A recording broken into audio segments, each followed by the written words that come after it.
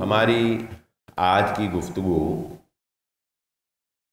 اس تناظر میں کرنا چاہتا ہوں کہ آپ تمام احباب کے علم میں تو یہ خبر ہوگی کہ جامعہ سلفیہ کے استاد اور میرے بھی بڑے ہی قریبی استاد قاری قرآن فضیلت الشیخ نوید الحسن لکھوی رحمہ اللہ تعالی وہ گزشتہ کچھ ایام قبل وفات پا گئے۔ اللہ تعالیٰ ان کی مغفرت فرمائے۔ تو ان کی شخصیت میں ہمارے لیے کیا نمایاں پہلو ہیں، کیا اسباق ہیں، ہمیں یقیناً ان سے اپنی زندگی کے لیے سبق حاصل کرنا چاہیے۔ رسول اللہ صلی اللہ علیہ وآلہ وسلم نے ایک مرتبہ صحابہ اکرام کو یمن سے جب فراوانی آنے لگی تو یمن سے کافی زیادہ مال و متاع آیا، تو صحابہ اکرام کو بھی پتہ لگا کہ یمن سے جو ہے وہ اس طرح مال آیا ہے۔ تو رسول اللہ صلی اللہ علیہ وآلہ وسلم نے فجر کی نماز پڑھائی، تو نماز سے سلام پھیرنے کے بعد جب آپ نے صحابہ کی طرف دیکھا تو آپ کے چہرے کے اوپر مسکراہٹ آ گئی، تو صحابہ بھی دیکھ کے مسکرائے۔ تو اللہ کے نبی صلی اللہ علیہ وآلہ وسلم نے کہا کہ تمہیں خبر مل گئی ہوگی کہ یمن سے تمہارے لیے اتنا مال جو ہے وہ اللہ رب العزت نے تمہارے لیے جو ہے وہ بھیج دیا ہے۔ صحابہ نے کہا جی اللہ کے نبی صلی اللہ علیہ وسلم، اور ایک طبعی طور پر انسان خوشحالی کو دیکھ کر، فراوانی کو دیکھ کر خوش ہوتا ہے نا، یہ ایک انسان کی فطرت ہے، انسان کی طبع ہے، اس میں کوئی ایسی بری بات نہیں ہے۔ لیکن رسول اللہ صلی اللہ علیہ وآلہ وسلم نے فرمایا ہے میرے صحابہ، اللہ رب العزت سے انسان کو ہمیشہ خوشحالی مانگنی چاہیے، اللہ سے ہمیشہ خوشحالی کی دعا کرو، خوشحالی اور عافیت کی دعا کرو۔ اللہ سے تنگی، پریشانی، تکلیف اور فقر، یہ اللہ رب العزت سے یہ دعا نہیں کرنی چاہیے۔ لیکن اللہ کے نبی صلی اللہ علیہ وسلم نے فرمایا مجھے تمہارے بارے میں اس بات کا خطرہ نہیں ہے کہ غربت تم پر اتنی غالب آ جائے گی کہ تم غریبی کی وجہ سے گمراہ ہو جاؤ، مجھے اس بات کا ڈر نہیں ہے۔ جیسا کہ امام احمد بن حنبل رحمہ اللہ تعالیٰ کا یہ قول ہے، وہ کہتے ہیں کہ دین اگر انسان کے پاس نہیں ہے نا تو یہ فقر و فاقے سے بھی زیادہ تباہ کن بات ہے۔ فقر و فاقے سے تو زیادہ انسان یہی ہو سکتا ہے نا، بہت زیادہ ہوگا تو یہی ہوگا کہ انسان مر جائے گا، بھوک برداشت نہیں کر سکے گا یا کوئی اور مسئلہ ہوگا۔ ویسے تو اب جو حالات ہیں الحمدللہ پوری دنیا کے اندر فقر و فاقہ سے کسی کے مرنے والی صورتحال اللہ تعالیٰ رحم فرمائے سب کے اوپر نظر نہیں آتی، لیکن انہوں نے کہا کہ زیادہ سے زیادہ موت آ جائے گی نا، کیا ہوگا، مر جاؤ گے، تو مرنا تو سب نہیں ہے، لیکن اگر تمہارے پاس دین نہیں ہے تو تمہاری آخرت تباہ ہو جائے گی۔ اگر تم جہنم کا ایندھن بن گئے تو پھر کیا فائدہ۔ تو رسول اللہ صلی اللہ علیہ وآلہ وسلم نے فرمایا مجھے یہ ڈر نہیں ہے کہ تم غربت کی وجہ سے گمراہ ہوگے، بلکہ مجھے یہ ڈر ہے کہ دنیا تمہارے اوپر اتنی فراوانی کر دے گی، اتنی وافر پھیلا دی جائے گی کہ دنیا کی محبت اور دنیا کی چاہت جو ہے یہ تمہیں ہلاک کر دے گی، یہ تمہیں برباد کر دے گی۔ اور اللہ رب العزت نے قرآن مجید میں جو آیت میں نے آپ کے سامنے پڑھی سورۃ التکاثر کی، یہی بات ارشاد فرمائی الہاکم التکاثر حتی زرتم المقابر۔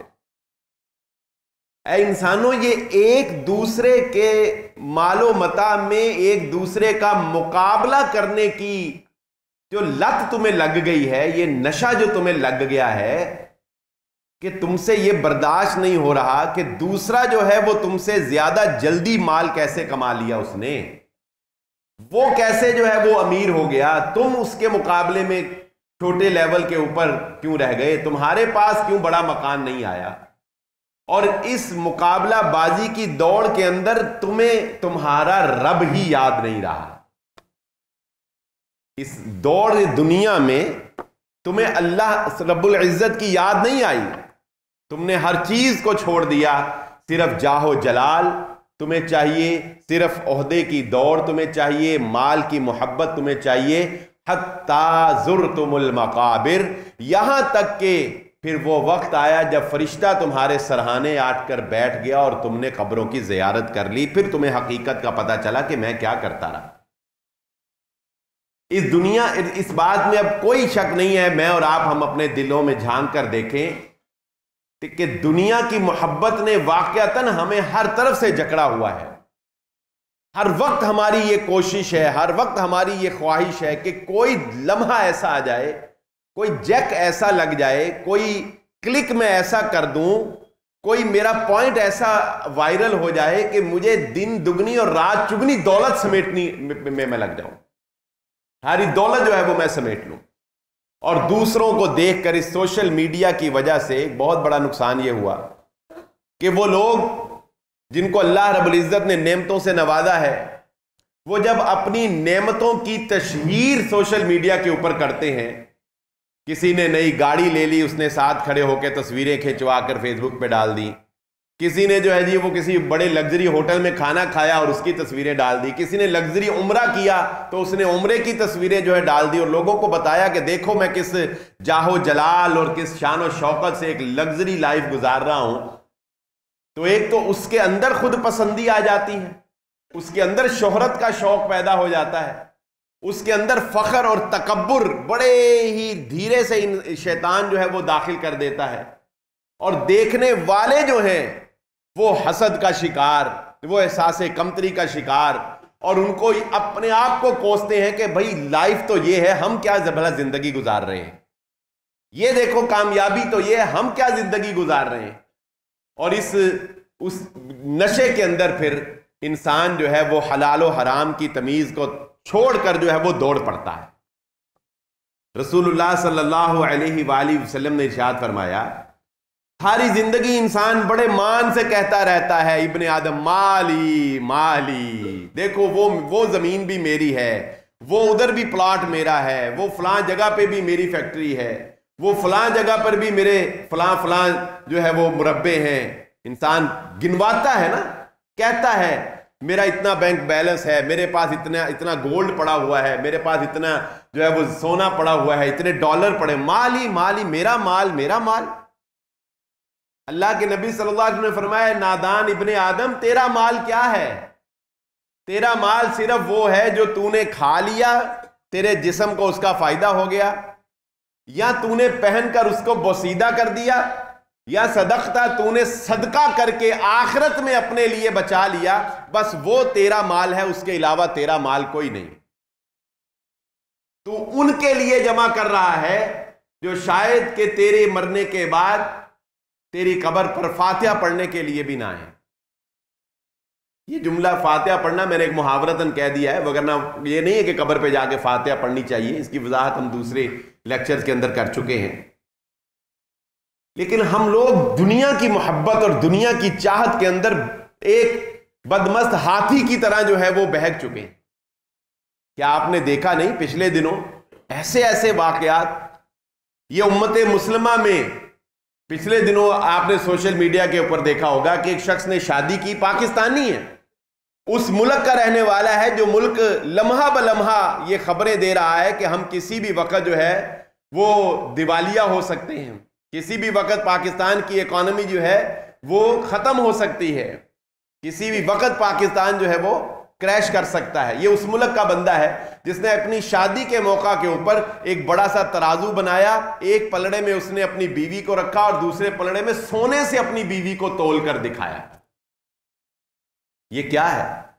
یہ جاہ, یہ شہرت, مال کی نمائش. پھر اس مال کا نشہ جو ہے یہ انسان کو بخیل بنا دیتا ہے. گن کے رکھنا, وَإِنَّهُ لِحُبِّ الْخَيْرِ لَشَدِيدٌ. اللہ رب العزت فرماتے ہیں سورۃ العادیات میں کہ مال کی محبت انسان کے دل کے اندر بہت شدید پائی جاتی ہے. وَاعْلَمُوا أَنَّمَا أَمْوَالُكُمْ وَأَوْلَادُكُمْ فِتْنَةٌ، اے انسانوں جان لو یہ مال اور یہ اولاد تمہارے لیے سب سے بڑی آزمائش۔ اولاد کی خاطر کرو گے اور مال کی جاہ میں کرو گے۔ اور یہاں پر مفسرین نے یہ بات بھی لکھی کہ اللہ رب العزت نے پہلے مال کا ذکر کیا، اموالکم و اولادکم، مال کا ذکر پہلے کیا، اولاد کا بعد میں کیا۔ اس کا مطلب یہ نکلتا ہے کہ اولاد کو بھی بسا اوقات انسان مال کی خاطر قربان کر دیتا ہے۔ تو آپ ہسٹری اٹھا کر دیکھیں، بادشاہوں کی تاریخ اٹھا کر دیکھیں، 100 میں سے 95% بادشاہ آپ کو ایسے نظر آئیں گے کہ جن کو جب اقتدار ملا تو دولت اور اقتدار کے نشے کے اندر انہیں رب یاد نہیں رہا، انہوں نے ظلم کے پہاڑ توڑے۔ یہ بلوچستان کے اندر پچھلے دنوں جو آپ نے وطن عزیز میں واقعہ دیکھا، نجی جیلوں کے اندر جو ظلم ڈھایا جاتا ہے کس بنیاد پہ ہے؟ اپنے جاہو جلال، اپنی چودر، اپنی سرداری کی بنیاد پہ ہی ہے نا، دولت کے نشے میں ہی ہے نا، اور کیا ہے بتائیں؟ طاقت اور دولت کا نشہ، کیونکہ ایک بہت بڑی جاگیر کا مالک ہے وہ انسان، تو لہذا اپنے ہی جیسے انسانوں کے اوپر درندوں جیسا سلوک کرنا، درندوں جیسا سلوک روا رکھنا، یہ ہمارا معاشرہ ہے۔ رسول اللہ صلی اللہ علیہ وآلہ وسلم نے فرمایا دنیا کی مثال آخرت کے مقابلے میں وہ ایسے ہی ہے کہ جیسے سمندر کے اندر انسان جو ہے وہ اپنی ایسے انگلی داخل کرے اور پھر اس کو نکال لے تو جتنا پانی اس کی انگلی کو لگا رہ جائے گا وہ دنیا ہے، اور وہ ٹھاٹھے مارتا ہوا سمندر جو ہے وہ آخرت ہے۔ لیکن افسوس کہ اس مختصر سی زندگی کے لیے انسان اس ہمیشہ کی زندگی کو بھول گیا ہے۔ کامیاب ہیں وہ لوگ، آئیے اب اس بات کو سمجھتے ہیں، کامیاب ہیں وہ لوگ جنہوں نے اس دنیا کے اندر اپنا تعلق دین سے جوڑ لیا، جنہوں نے اس دنیا کے اندر اپنا تعلق قرآن سے جوڑ لیا۔ اللہ رب العزت نے دنیا بھی ان کو عطا کر دی اور دین بھی ان کو عطا کر دی۔ جن لوگوں نے قاری صاحب کا جنازہ پڑھا ہے وہ جانتے ہوں گے، جامعہ سلفیہ کے اندر ہمارے بزرگ استادوں نے بتایا کہ اس سے پہلے جنازہ جو جامعہ سلفیہ کے اندر جو لوگ کاؤنٹ کیا گیا تھا کہ سب سے بڑا جنازہ وہ داؤد مدنی صاحب رحمہ اللہ تعالیٰ، ان کے بیٹے ثناء اللہ مدنی الحمدللہ یہاں جمعہ پڑھتے ہیں، میرے کلاس فیلو ہیں، اللہ تعالیٰ ان کی مغفرت فرمائے اور ان کی اولاد کو ان کے لیے اللہ صدقہ جاریہ بنائے۔ ان کے جنازے کے بارے میں کہا جاتا تھا کہ وہ سب سے بڑا جنازہ جامعہ کی تاریخ میں وہ تھا ابھی تک، اور اس کے بعد اب جو جنازہ ہوا ہے اس سے بھی بڑا جنازہ وہ قاری نوید الحسن لکھوی رحمہ اللہ تعالیٰ کا ہو۔ اب آپ مجھے بتائیں، اکثر ایسے ہوتا ہے، میں بھی ایسے ہی کرتا ہوں، آپ بھی ایسے ہی کرتے ہوں گے، کہ جب ہم کسی شخصیت کا جنازہ پڑھنے جاتے ہیں نا تو ہماری کوشش ہوتی ہے کہ حاضری ضرور لگوائیں، حاضری کہ اس کے کسی رشتہ دار کو جپی ڈال کے افسوس کر کے بتا دیں کہ بھائی میں نہیں آیا سی حاضر۔ لیکن دیندار لوگوں کے میں لوگ کس کو حاضری لگوانے کے لیے آتے ہیں؟ جنازہ پڑھتے ہیں اور واپس چلے جاتے ہیں، اندھیرے میں پڑھتے ہیں اور واپس چلے جاتے ہیں۔ یہ دیندار لوگوں کا کمال ہے کہ ان کے جنازے میں لوگ صرف اور صرف اس دین کی محبت میں اللہ کے ہاں حاضری لگانے آتے ہیں جو انہوں نے اللہ کی خاطر زندگیاں گزاری ہوتی۔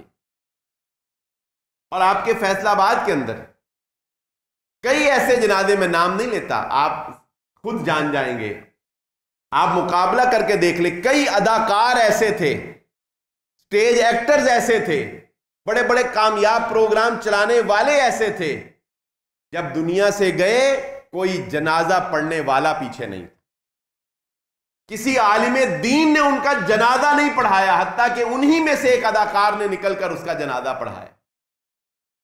لیکن یہ اعزاز اللہ رب العزت نے دین کی بنیاد کے اوپر دیا ہے کہ دین والوں کو اللہ رب العزت نے، رسول اللہ صلی اللہ علیہ وسلم فرمایا کہ جب اللہ کسی سے دین کی وجہ سے، اللہ رب العزت جب کسی سے محبت کرتا ہے اس کو دین دے دیتا ہے، اور جس کو اللہ دین دے دیتا ہے پھر اللہ لوگوں کے دلوں میں بھی اس کے لیے محبت پیدا فرما دیتا ہے۔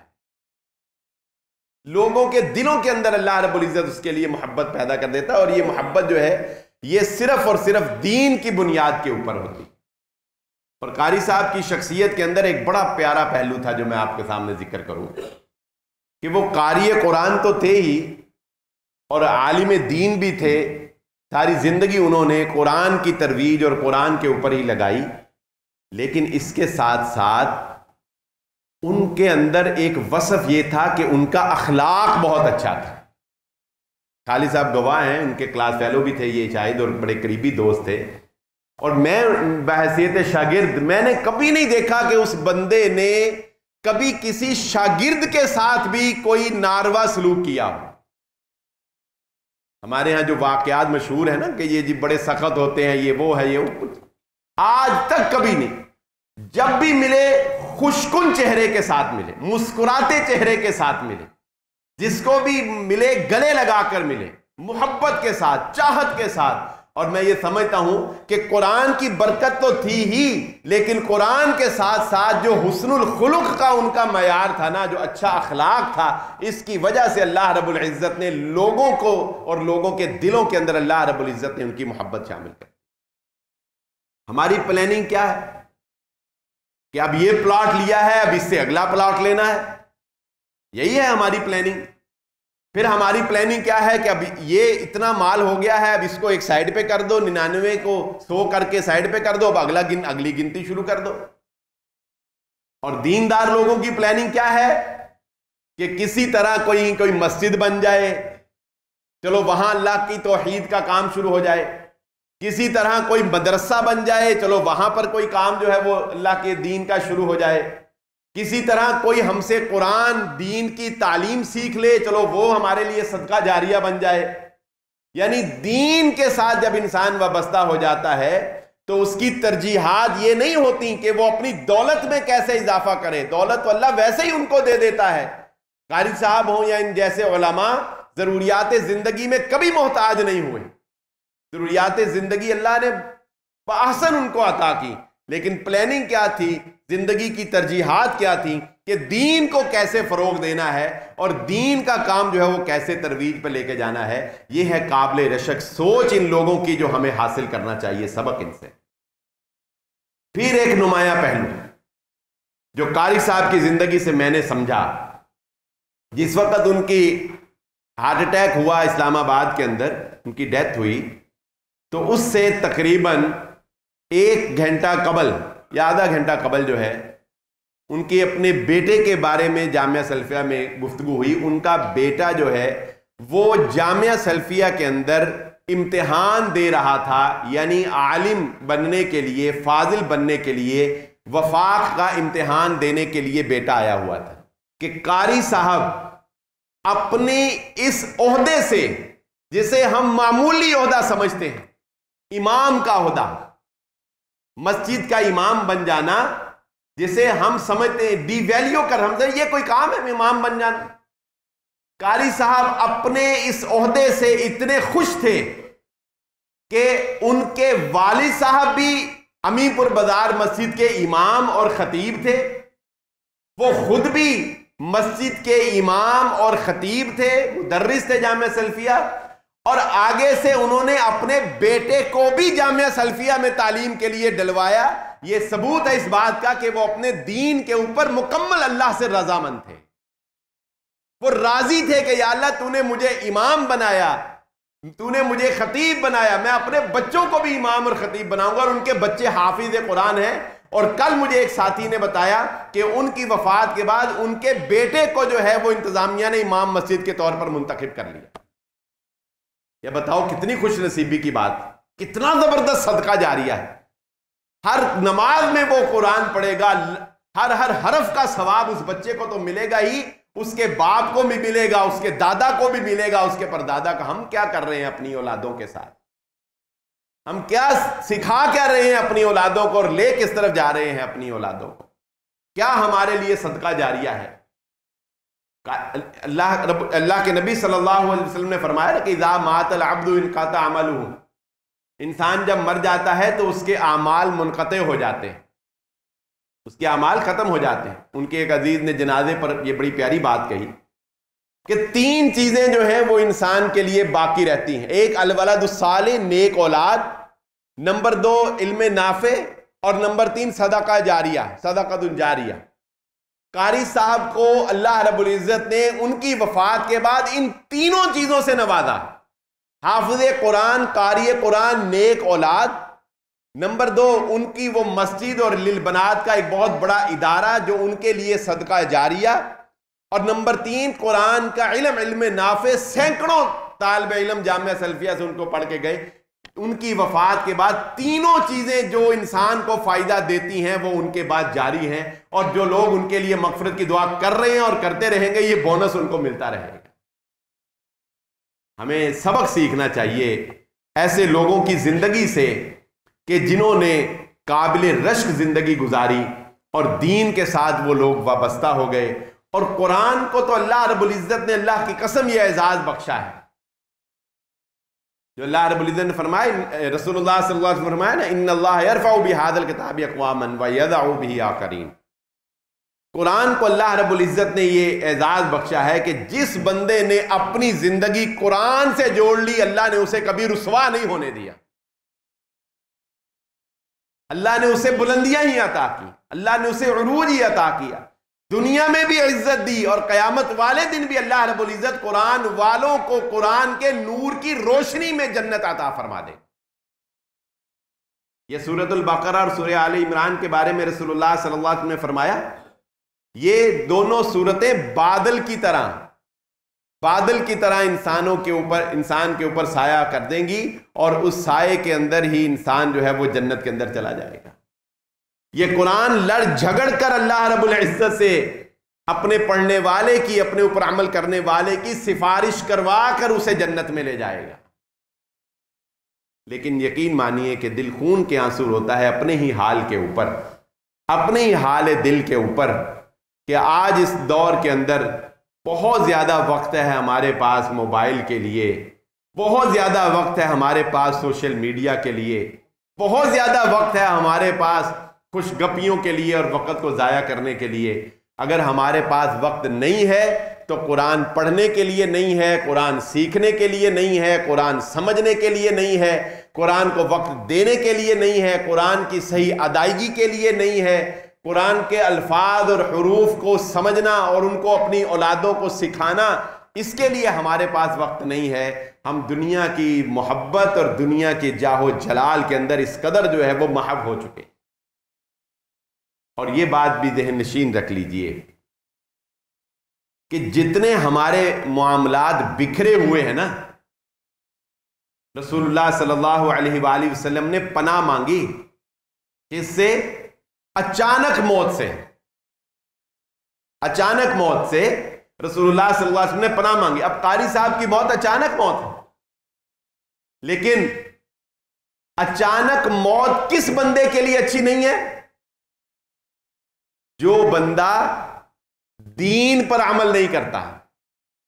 اور وَلَا تَمُوتُنَّ إِلَّا وَأَنْتُمْ مُسْلِمُونَ، اللہ رب العزت فرماتے ہیں قرآن مجید میں تمہیں موت نہیں آنی چاہیے اس حالت میں کہ مگر تم اللہ کی فرما برداری میں زندگی گزار رہے ہو. ایک کراچی سے آئے، اللہ اکبر، کراچی سے ایک محفل بے قرآن سنایا، کراچی سے جمعہ پڑھانے کے لیے فیصل آباد آئے، فیصل آباد سے پھر تلاوت قرآن کرنے کے لیے اسلام آباد گئے، اسلام آباد سے پھر تلاوت قرآن کرنے کے لیے کراچی جا رہے ہیں. مجھے بتائیے جس بندے کا شب و روز دین میں گزر رہا ہے، اچانک موت اس کو کیا کہتی ہے؟ کسی بھی وقت مر جائے، وہ یا نماز پڑھ کے آ رہا ہے یا نماز پڑھنے جا رہا ہے، یا وہ قرآن سیکھ رہا ہے یا وہ قرآن سکھا رہا ہے. دین کے ساتھ وابستہ انسان ہر وقت مرنے کے لیے تیار ہے. اور مجھ جیسے، آپ جیسے گناہگار، وہ پتہ کیا سوچتے ہیں؟ وہ سوچتے ہیں یا اللہ اے انہاں کو معاملہ میرا کلیئر ہو جائے، انہی کو زندگی دے دے، اس تو بعد پھر کوئی گل نہیں، پھر مر جائیے پھر خیر ہے. وہ اتنا کو معاملہ بھی پورا نہیں ہوتا تو دوسرا کوئی جو ہے وہ نیا معاملہ شروع ہوتا ہے. انسان کہتا ہے یا اللہ یہ معاملہ بہت خطرناک ہے، یہ ہو جائے نا کہیں تو اس کے بعد پھر میرے لیے مرنا آسان ہو جائے گا. حتیٰ کہ وہ رسول اللہ صلی اللہ علیہ وسلم نے فرمایا نا کہ انسان جو ہے وہ کہتا ہے کہ ایک وادی سونے کی مجھے مل جائے یہ ایک سونے کی وادی مجھے مل جائے تو ٹھیک ہے، کافی ہے، گزارا ہو جائے گا۔ اچھا جب وہ ایک سونے کی وادی پوری ہو جاتی ہے نا تو وہ کہتا ہے کہ نہیں، اب یہ دوسری بھی ملنی چاہیے، ایک پہ پھر گزارا نہیں ہوتا۔ وہ اشفاق احمد نے بڑی پیاری بات کی اسی حدیث کے تناظر میں، الفاظ ان کے ہیں، نے کہا کہ انسان کے مال کی بھوک اس کا پیٹ بھرنے کے بعد شروع ہوتی ہے۔ جب ایک وادی سونے کی سے پیٹ بھر جاتا ہے نا پھر اور بھوک لگتی ہے، پھر وہ کہتا ہے، اللہ کے نبی صلی اللہ علیہ وسلم فرمایا، انسان کہتا ہے یہ دوسری وادی بھی میرے پاس ہونی چاہیے، اور وہ سمجھتا ہے، کہتا ہے، اس وقت یہی سوچتا ہے کہ نہیں کوئی نہیں، بس یہ ایک ہے، دو ہو جائیں گی، بہت ہے میری زندگی کے لیے، لیکن جب دوسری مل جاتی ہے پھر کہتا ہے تیسری بھی ہونی چاہیے۔ حتیٰ کہ رسول اللہ صلی اللہ علیہ وسلم نے فرمایا انسان کا پیٹ، اس سے مراد وہ انسان ہے جو حریص ہے، جس کے اندر طمع ہے، جس کے اندر لالچ ہے، جس کے اندر مال کی جاہ جو ہے وہ سرایت کر گئی ہے، جو مال کو گن گن کے رکھتا ہے، جو مال پہ فخر کرتا ہے، جو مال کی وجہ سے دوسروں کو حقیر جانتا ہے، یہ وہ انسان ہے۔ اللہ کے نبی صلی اللہ علیہ وسلم نے فرمایا ایسے انسان کا پیٹ قبر کی مٹی بھر سکتی ہے اور کوئی چیز نہیں بھر سکتی۔ یہ قبر کی مٹی میں جائے گا پھر اس کا پیٹ بھرے گا، مگر نہ اس کا پیٹ جو ہے وہ نہیں بھر سکتا۔ تو ہم لوگ اس بات کو تو یقین رکھتے ہیں کہ موت کسی بھی وقت دبوچ سکتی ہے، اور اب جبکہ ہماری خوراکیں پتہ نہیں کیسی ہیں، ہمیں ادویات جو ہے وہ خالص نہیں مل رہی ہیں، اور پتہ نہیں کیا کچھ پولوشن جو ہے وہ ہم سامنا کر رہے ہیں، جس کی وجہ سے آپ جانتے ہیں، ماہرین کہتے ہیں کہ اچانک اموات کی ریشو جو ہے وہ بہت زیادہ بڑھ گئی ہے۔ مرتا ہے تو پہلے بھی انسان تھا، لیکن چلو کوئی پتہ ہوتا تھا کہ اکثریت 60 ابو چلی جاتی، اب تو پتہ ہی کوئی نہیں۔ اس سے کچھ روز قبل جامعہ سلفیہ کا طالب علم 22-23 سال، شاید اس سے بھی کم عمر ہوگی، اچانک فوت ہو گیا، ہارٹ اٹیک ہوا، فوت ہو گیا۔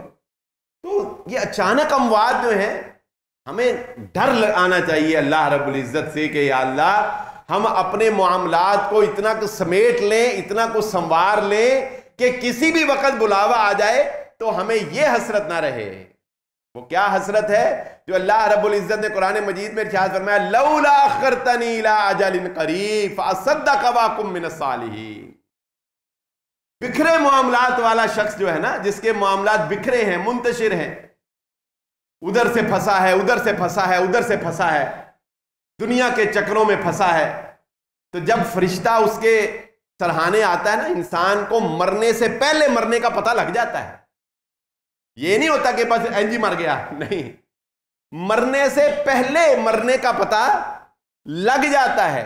تبھی تو اللہ رب العزت نے فرمایا نا، جب مرنے سے پہلے، لیکن اس وقت ہو کچھ نہیں سکتا، جب مرنے کا پتہ لگ جائے نا انسان کو پھر ہو کچھ نہیں۔ فرعون کو مرنے سے پہلے مرنے کا پتہ لگ گیا تھا نا، تبھی تو اس نے کہا تھا نا، اللہ میں ایمان لایا ہارون اور موسیٰ کے رب پر۔ اللہ نے کہا آلانا، نہیں، دیر کر دی تو، پتہ لگ گیا تھا اس کو کہ اب میں مرنے لگا ہوں۔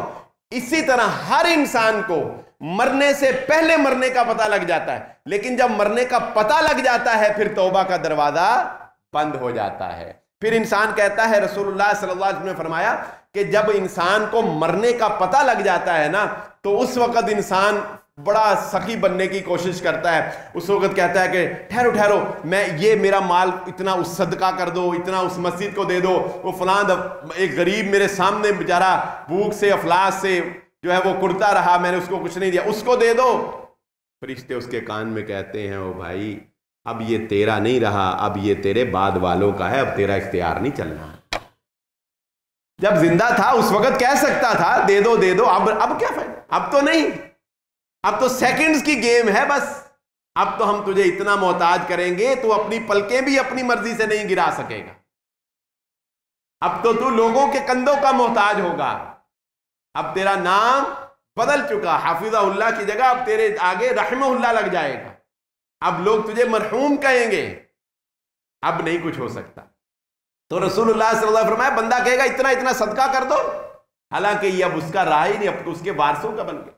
اور اللہ رب العزت نے فرمایا کہ جب انسان کو مرنے کا پتہ لگ جائے گا تو کہے گا لولا اخرتنی الی اجل قریب، اے اللہ ایک لمحہ دے دے، بس اتنی مہلت دے دے کہ اپنی زبان سے اپنے بچوں کو یہ کہہ دوں کہ وہ صدقہ کر دو یا وہ میں نے صدقہ کیا. ایک چیک کے اوپر سگنیچر کرنے جتنی مہلت دے دو, ایک ٹرانزیکشن کرنے جتنی مہلت دے دو, ایک موبائل کو آن کر کے آن لائن کچھ پیسے کسی کو ٹرانسفر کرنے جتنی مہلت دے دے. لیکن اللہ رب العزت فرماتے ہیں کلا اذا بلغت التراق وقیل من راق وظن انہ الفراق والتفت الساق بالساق الى ربک یومئذ المساق. جب جان حلق کو پہنچ جائے گی, کلا اذا بلغت التراق وقیل من راق, لوگوں کو بھی پتا چل جائے گا, مرنے والے کو بھی پتا چل جائے گا میں مرنے لگا ہوں, اور اس کے ارد گرد کھڑے لوگوں کو بھی پتا چل جائے گا کہ یہ مرنے لگا ہے. اور اس وقت لوگ بخلاہٹ کا شکار ہو کے کہیں گے, کوئی کہے گا ڈاکٹر کو بلاؤ, اور کوئی کہے گا حکیم کو بلاؤ, اور کوئی کہے گا نہیں فلاں مولوی صاحب ہیں, فلاں حکیم صاحب ہیں, ان کا دم بڑا چلتا ہے, کسی دم کرنے والے جھاڑ پھونک کرنے والے کو بلاؤ. اور وہ مرنے والا ان کی باتیں بھی سن رہا ہوگا, اور وہ کیا کہہ رہا ہوگا, اور کوئی فائدہ نہیں ہے, میرے رب سے ملاقات کا وقت آ چکا ہے. وَظَنَّ أَنَّهُ الْفِرَاقُ, وہ کہے گا تم سے جدائی ہے, کوئی فائدہ نہیں ہے آج اس تگ و دو کا, جدائی کا وقت آ چکا ہے. وَالْتَفَّتِ السَّاقُ بِالسَّاقِ, اور اس کی پنڈلی سے پنڈلی ٹکرا جائے گی, اور تیرے رب سے اس کی ملاقات شروع ہو جائے گی.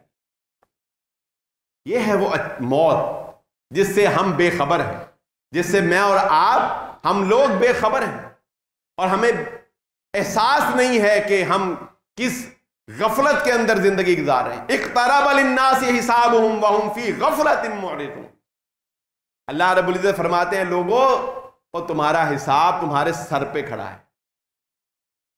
یہاں الحمدللہ ہم امن سے بیٹھے, سیکنڈ تو بہت بڑی چیز ہے. یہ ترکی کا زلزلہ آپ نے دیکھا, کتنے منٹ آیا پتا آپ, منٹ نہیں, صرف 45 سیکنڈ. اللہ کی طاقت اور اللہ کی قدرت کے سامنے انسان کی کوئی اوقات اور حیثیت ہے؟ کتنی ٹیکنالوجی ہواؤں پہ حکومت کر رہا ہے, دریاؤں کے تہ کے اندر پہنچ گیا ہے, سیٹلائٹ سے زمین کی 7ویں تہ تک دیکھ رہا ہے. انسان ترقی کر کے یہ سوچ رہا ہے کہ کس طرح ایک جگہ سے غائب ہو کے دوسری جگہ چلا جاؤں. کتنی ترقی کر لی. ایک لفظ کن کے آگے انسان کی ساری ترقی ملیا میٹ, سب کچھ صاف. ایک سیکنڈ کا زلزلہ انسان برداشت نہیں کر سکتا. یہ اس کی رحمت ہے, یہ اللہ کی رحمت ہے, وگرنہ ہمارا جو حال ہو رہا ہے ہم اس سے زیادہ برے حال کے اہل ہیں.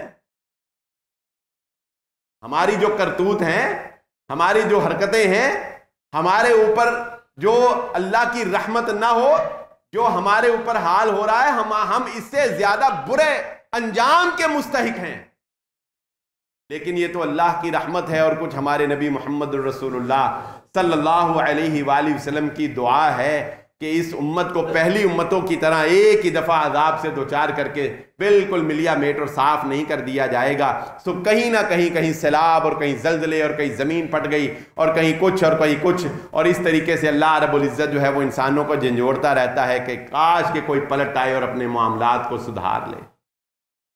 تو آج کی گفتگو کا لب لباب اور خلاصہ جو میں آپ کے سامنے رکھنا چاہتا تھا وہ یہی تھا کہ ان علماء کی زندگی سے جو دین کے ساتھ وابستہ ہو کر اور دین کی زندگی گزار کر چلے جاتے ہیں, ہمیں یہ نصیحت حاصل کرنی چاہیے کہ دنیا کمانا کوئی بری چیز نہیں ہے, دنیا کی ضروریات کے لیے مال کمانا کوئی بری چیز نہیں ہے, لیکن انسان کو مال کا حریص نہیں ہونا چاہیے, بخیل نہیں ہونا چاہیے, فخر کرنے والا نہیں ہونا چاہیے, شہرت کا رسیہ نہیں ہونا چاہیے.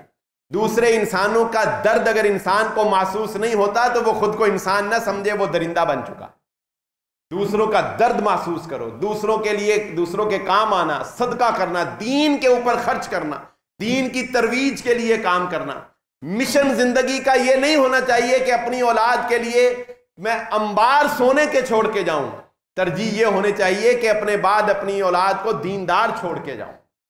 اس دنیا کی محبت کو اپنی دلوں سے نکالیے, اور اس کے لیے ہم نے وہ ساری احادیث جو ہے وہ آپ کے سامنے رکھی، رسول اللہ صلی اللہ علیہ وسلم کے فرامین رکھے، اور قاری صاحب کی شخصیت میں یہ پیغام رکھا کہ ان کا جنازہ ایک پیغام تھا، ان کی زندگی کے اندر ان کا قرآن کا پڑھانا، ان کے جانے کے بعد صدقہ جاریہ بن جانا، یہ ہمارے لیے ایک پیغام تھا۔ اس سب کے ساتھ ساتھ دنیا کی بھی بنیادی ضروریات اللہ رب العزت نے ان کو دی۔ کوئی ایسا نہیں تھا کہ دنیا کی کوئی کمی ان کے پاس تھی، گھر تھا، مکان تھا، گاڑی تھی، اچھا پہننا تھا، اور اس کے مقابلے میں وہ اداکار لوگ جو ساری زندگی گناہوں میں گزار دیتے ہیں، گلوکار لوگ جو ہیں، مرنے کے بعد کوئی جنازہ پڑھنے کے لیے نہیں آتا اور کوئی پوچھتا نہیں ہے ان کے لیے، اور دعائے مغفرت کرنا تو بڑی دور کی بات ہے۔ یہ خود موازنہ کر لیجئے کہ دین دار لوگوں کا کیا حال ہے اور دنیا دار لوگوں کا کیا حال ہے، اس کے باوجود ہم دنیا سے محبت کرتے ہیں۔ اور آخری بات یہ آپ کے سامنے رکھی کہ اچانک موت جو ہے اس کے لیے ہمیں تیار رہنا چاہیے، اور اب تو بہت زیادہ تیار رہنا چاہیے، کیونکہ اب تو ہم اس کی کثرت جو ہے وہ دیکھ رہے ہیں، اور اس کی تیاری یہی ہے کہ اپنے دین کے معاملات کو درست رکھیں، دنیا کے بکھرے ہوئے معاملات کو سمیٹ کے رکھیں۔ کم از کم آپ 5 وقت کے نمازی بن جائیں نا، تو جب بھی آپ کو موت آئے گی نا تو لوگ پتہ کیا کہیں گے؟ یار اثر پڑھ کے آیا ہے، اے ہونی اثر پڑھ کے آیا ہے، ٹھیک ہے؟ یا کہیں گے یار اے مغرب لئی میرے نا گالی کرن دیا سی کہ مغرب پڑھن چلیے، یا کیا کہیں گے؟ ہلے رات عشاء دی نماز پڑھ کے چنگا پلا سکتا ہے تو صبح اٹھیا نہیں، ایسے ہی کہیں گے۔ یا لوگ کیا کہیں گے؟ اے فجر پڑھ کے آیا ہے، لیٹیا تھے۔